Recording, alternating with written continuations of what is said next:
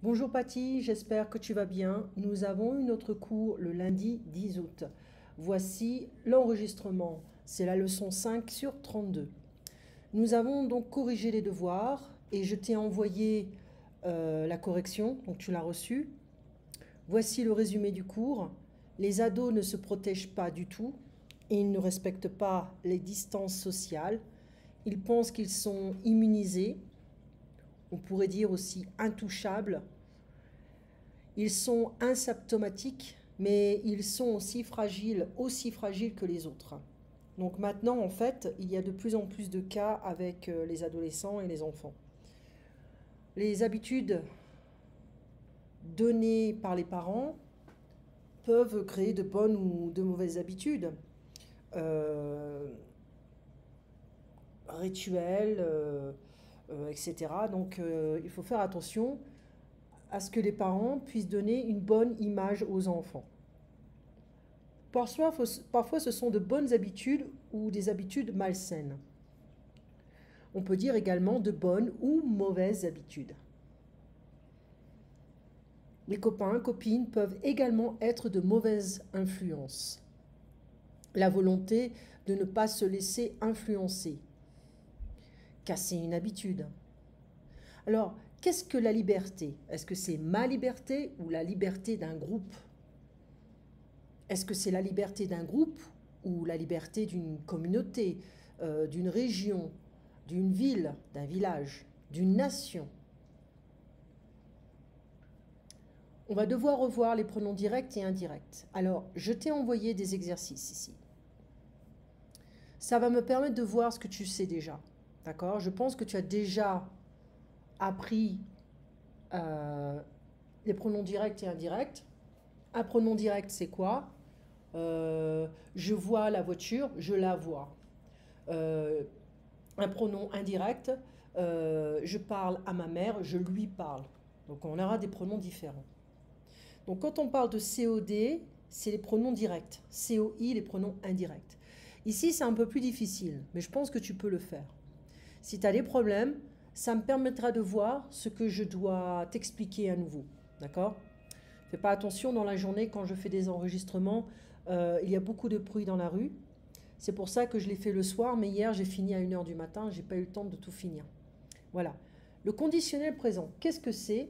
Eh bien, on a un verbe avec une forme au futur simple et une terminaison à l'imparfait.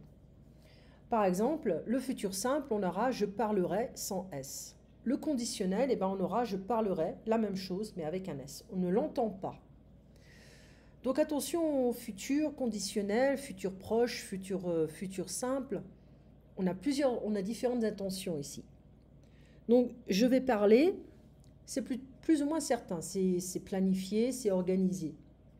Je parlerai, on peut utiliser le futur simple avec si. Je parlerai à mon ami si j'ai le temps. Je lui téléphonerai si j'ai le temps. Mais si je veux utiliser un conditionnel, je dirais je parlerai, c'est difficile d'utiliser avec parler, c'est plus utiliser un conseil, un souhait, comment dire, un regret aussi. D'accord? Par exemple, je devrais. Alors en anglais, quand on pense au conditionnel présent, on se dit, en anglais c'est would. Ok, mais pas toujours. Pour nous les Français, ce n'est pas toujours would. Quand on le traduit en français, devrait, enfin quand on veut le traduire en anglais, devrait c'est should. Devoir, must, have to. Je devrais partir plus tôt, that means I should leave earlier. Ok? Je pourrais partir plus tôt. Donc ici on a can, pouvoir. Qu'est-ce que c'est? I could leave earlier. Actually, I could leave earlier. That's a good idea. Okay? Je pourrais. Donc ici, je devrais, c'est un conseil. D'accord? On peut donner un autre conseil avec un autre sujet. Vous devriez nettoyer la maison. You should clean the house. Ok? Donc devoir, avec le conditionnel présent, c'est should. Pouvoir, avec le conditionnel présent, c'est could. Ici, j'aimerais vivre en France, je voudrais vivre en France. Ça veut dire la même chose en anglais. Mais il y a quand même une petite différence. J'aimerais, c'est un souhait. Je voudrais aussi. Mais j'aimerais, c'est un petit peu plus, comment dire, c'est un petit peu plus fantaisiste. On rêve de ça. Je voudrais être un petit peu plus, comment dire, volontaire. Un petit peu plus, comment dire, intense. Je pense que si je dis je voudrais, on est plus proche de je veux. J'aimerais, c'est je souhaiterais. D'accord? C'est un peu plus proche de ça. Donc les verbes réguliers au futur simple et au conditionnel, c'est très facile. Pour le moment, on n'a fait que les verbes réguliers. Alors, je te conseille de lire l'article 86, page 86-87 de Cerveau et Psycho, décembre 2018. Je t'ai envoyé le magazine. Là, tu vois des exercices sur le conditionnel. Il n'y a qu'une page. Je voulais en mettre plusieurs, mais en fait, on va voir ici d'abord. Et puis, alors, on va faire un petit peu, parce qu'on va devoir corriger les exercices la prochaine fois, donc ça va prendre un peu de temps. Alors, en avance, le manque de sommeil fait-il grossir? Donc ça, c'est, comment dire, c'est quelque chose, je vais l'ouvrir aussi, c'est quelque chose que les gens disent. Quand on va s'endormir plus tard, on a tendance à manger un peu tard, peut-être à stocker, à grossir un peu plus facilement. Si on a un manque de sommeil, on dort moins, c'est vrai qu'on peut grossir peut-être. Mais moi, je dors pas beaucoup. Mais ça a toujours été comme ça. J'ai toujours été une petite dormeuse. Donc, Cerveau et Psycho, on va regarder ça si je l'ai ici. C'est décembre 2018. Si je l'ai, voilà. Donc, il y a un article sur l'autisme, je te poserai des questions dessus pour connaître ton opinion. Hein, c'est donc 86-87. C'est un peu loin, mais bon, c'est quand même intéressant. 86, 87.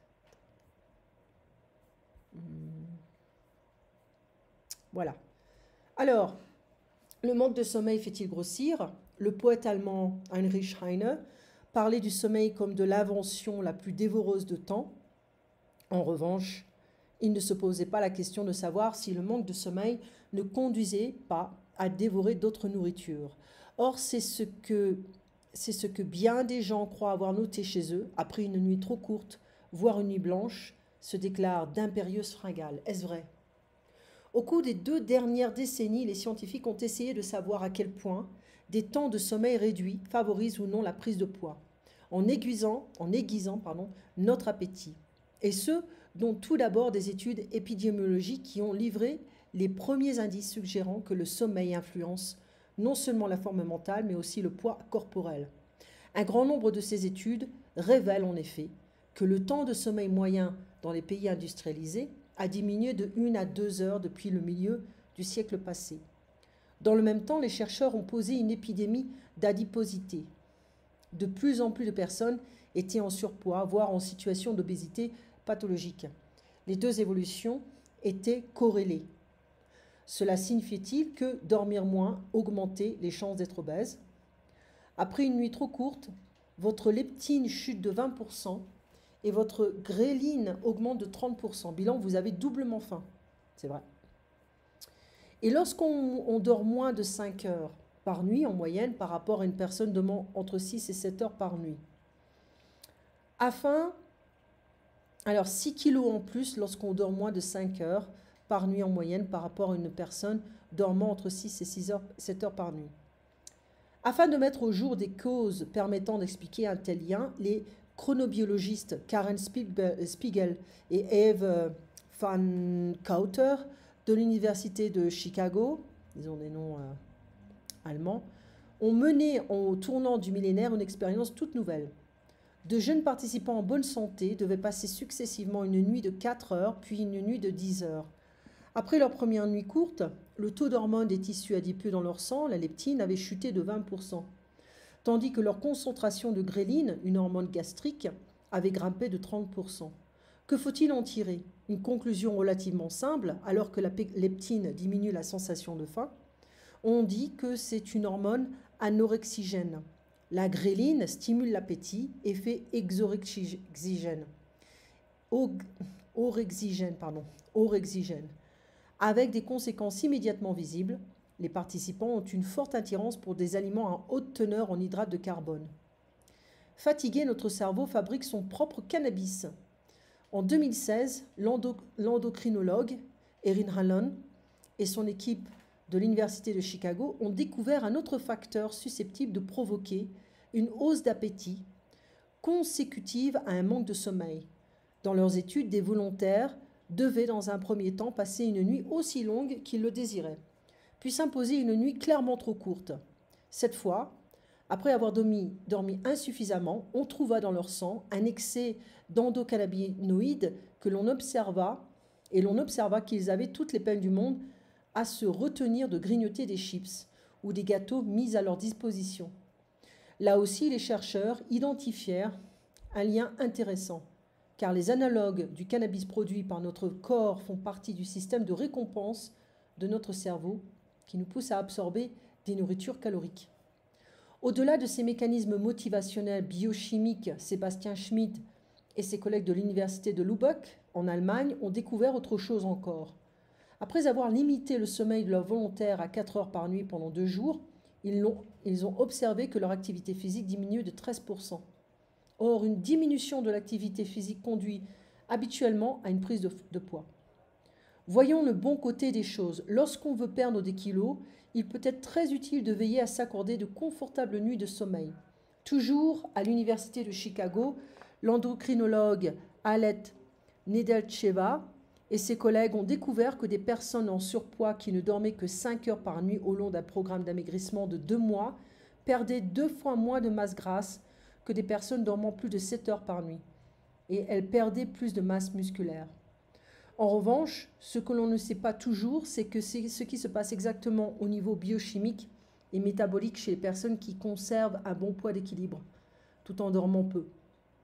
Dans ce domaine, les chercheurs ont faim de découvertes et par chance, ils ont probablement de belles nuits blanches devant eux. Voilà, c'est intéressant, on en parlera. Alors, est-ce que tu es d'accord avec cet article? Est-ce que toi, personnellement, tu dors beaucoup, tu dors un peu? Est-ce que tu penses que dormir longtemps peut aider les gens à perdre du poids? Dormir peu, moi je connais des gens qui ne dorment pas beaucoup et qui sont maigres. Donc je ne sais pas si je suis vraiment complètement d'accord. Donc voilà, on en parlera, c'est le débat de la prochaine fois, après avoir corrigé les devoirs. Passe une très bonne journée, une très bonne semaine et on se voit donc mercredi prochain. À bientôt, Patty.